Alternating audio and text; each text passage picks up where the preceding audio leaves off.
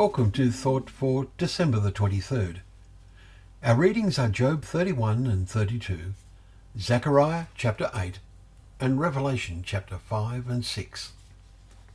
And our thought is, if I have walked in falsehood. If is a two-letter word that sometimes occurs within a very significant context.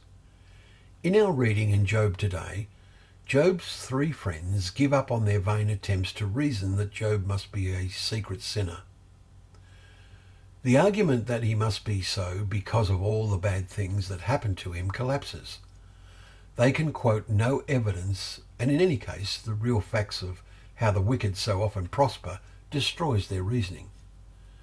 We notice how in chapter 31, in his final words to them, Job uses the word if no less than 18 times, saying, if I have done this or that, then I would be deserving of God's judgments, that is, punishment. Food for much thought here.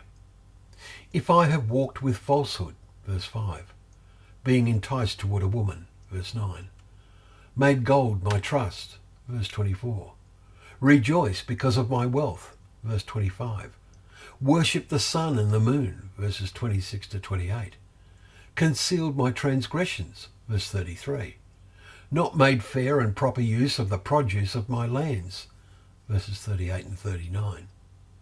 In these efforts to justify himself, with which we can empathise, Job also makes some other statements that add up to a challenge to us as to our responsibilities in the sight of God toward others.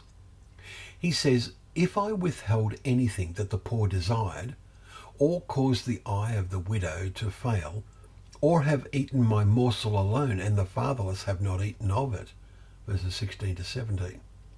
If I have seen another perish for lack of clothing, verse 19, and not looked after the traveller, verses 31 and 32.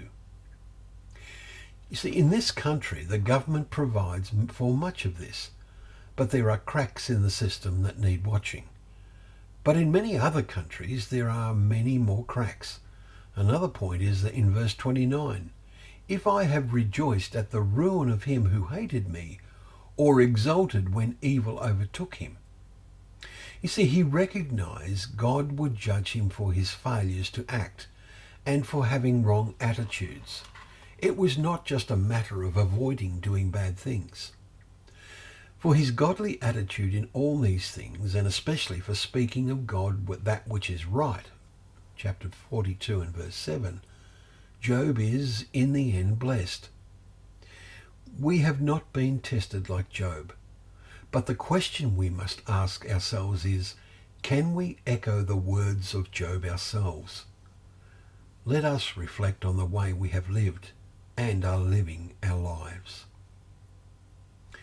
Thank you once again for joining us for Thought for the Day, where together we can open up the pages of God's Word, remembering that they are a lamp to our feet and a light to our path.